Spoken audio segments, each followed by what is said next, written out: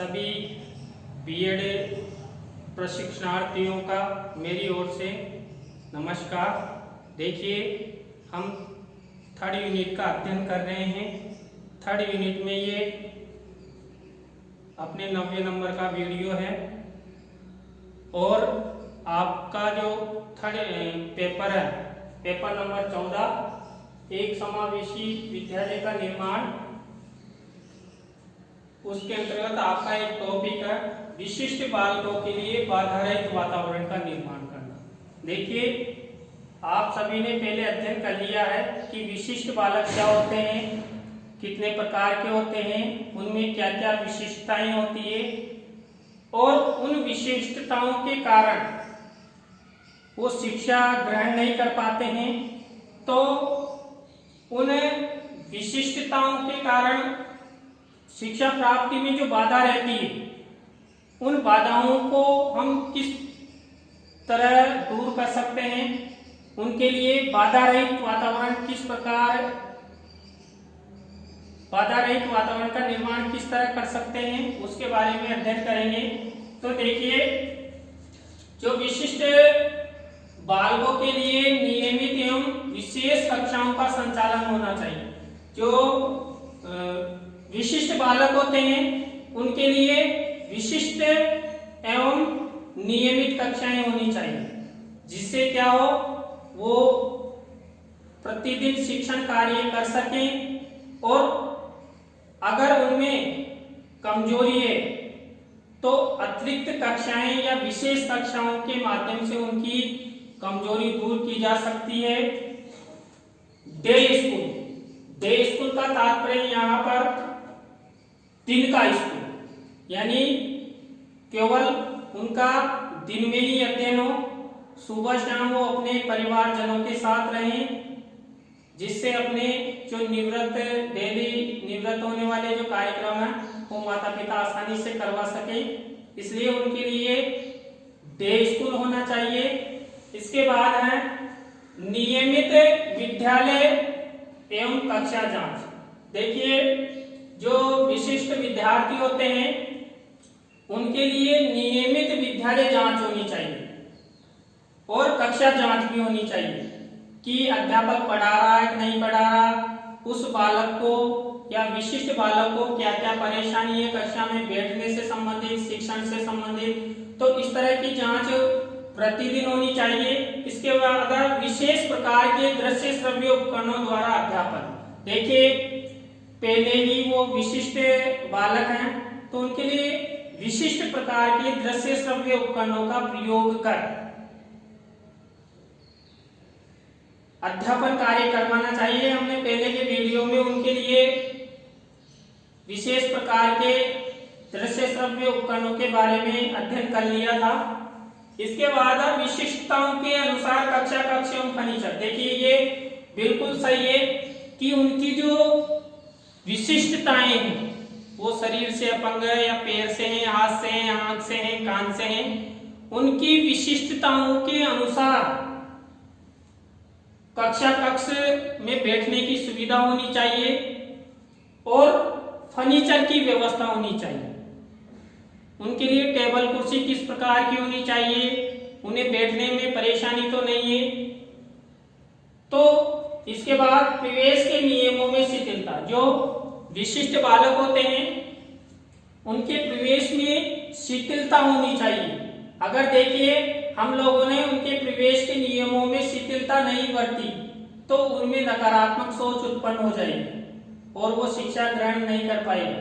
तो और उनके अभिभावकों को भी प्रवेश के समय ज्यादा परेशान नहीं करना चाहिए। आवश्यक दस्तावेजों में ही उनका प्रवेश दे देना चाहिए, जिससे क्या हो, वो शिक्षा के प्रति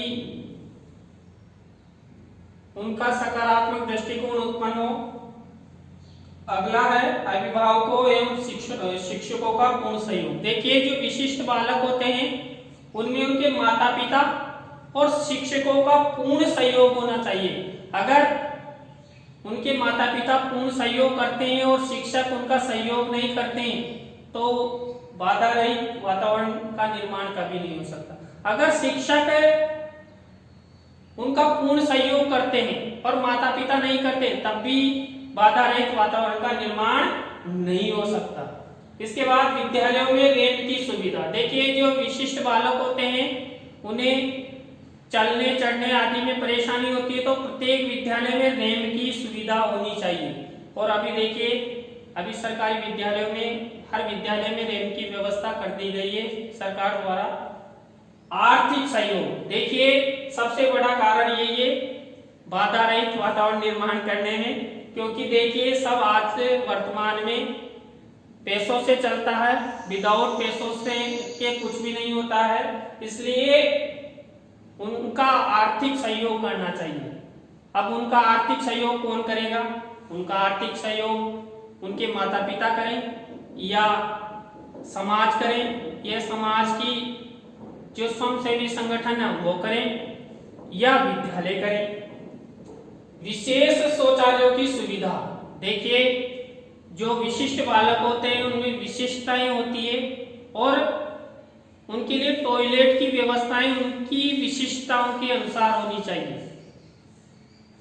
देखिए, सामान्य जो बालक होता है वो तो जैसे तैसे अपनी क्रियाएं निवृत्त कर लेता है, लेकिन जो विकलांग बालक है वो अपनी दैनिक निवृत्त क्रियाएं नहीं कर सकता, तो उनके लिए विशेष प्रकार के शौचालयों की सुविधा होनी चाहिए। उनके शिक्षण के लिए विशेष अध्यापकों की नियुक्ति। देखिए, बिल्कुल सही है कि जो विशिष्ट बालक होते हैं उनकी विशिष्टताओं के आधार पर उनको पढ़ाने के लिए विशिष्ट शिक्षक होने चाहिए। वो जाने कि इस बालक को किस तरह हम पढ़ा सकते हैं। तो कई प्रकार के कोर्स चलते हैं विशेष अध्यापक बनने के लिए, तो उन पाठ्यक्रमों या उन कोर्सों को वो शिक्षक पूर्ण करें और ऐसे शिक्षकों की विद्यालयों में नियुक्ति हो। आवश्यक यंत्रों उपकरणों की सुविधा। देखिए, जो अध्यापक होते हैं उनके लिए आवश्यक यंत्रों एवं उपकरणों की सुविधा होनी चाहिए, क्योंकि आवश्यक यंत्रों और उपकरणों के माध्यम से जो उनकी विशिष्टताएं हैं, उनकी अपंगता है, निःशक्तता है, वो कम की जा सकती है। उनके प्रति सकारात्मक दृष्टिकोण। देखिए, समाज हो या विद्यालय हो या परिवार हो या शिक्षक हो, ऐसे विशिष्ट बालकों के साथ हमेशा हमारा दृष्टिकोण सकारात्मक होनी चाहिए, नेगेटिविटी कभी नहीं होनी चाहिए, जिससे क्या हो, उनका मन, उनके दिमाग में संकीर्णता नहीं हो और वो शिक्षा से ड्रॉप आउट नहीं हो। तो हमेशा उनके प्रति सकारात्मक दृष्टिकोण अपनाना चाहिए।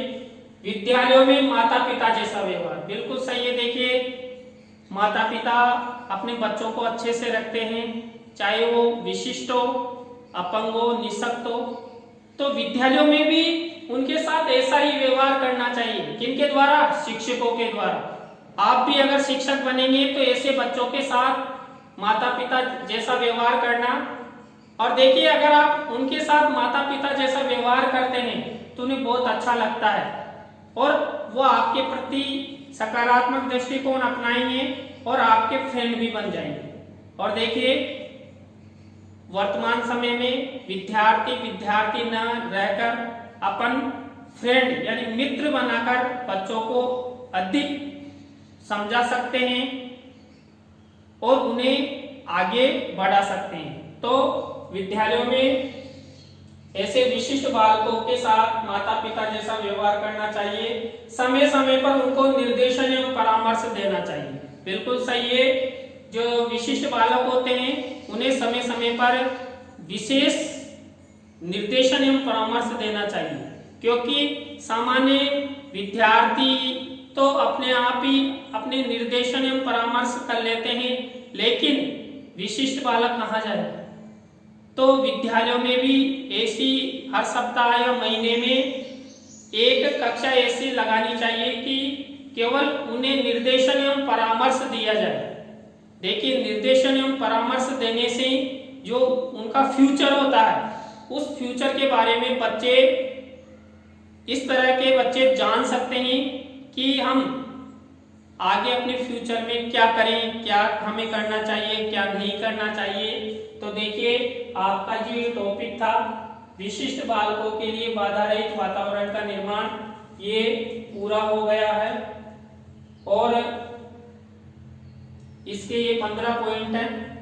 ये परीक्षा में की दृष्टि से बहुत अच्छा टॉपिक है, क्योंकि इसी तरह के परीक्षा में प्रश्न बनकर आते हैं कि विशिष्ट बालकों के लिए बाधा रहित वातावरण निर्माण करने के उपायों का वर्णन कीजिए। तो आपका एक अच्छा टॉपिक है। Thank you. हाँ देखिए, मैं आपको एक बात बता दूं, आप ये जो वीडियो देखते हैं तो उनमें आप ये भी बताया करो कि हमें ये कमी रह गई, तो मैं आपसे अपेक्षा करूंगा कि इनमें कुछ सुधार करने की मेरी कोशिश रहेगी। धन्यवाद, फिर मिलते हैं। Bye, see you.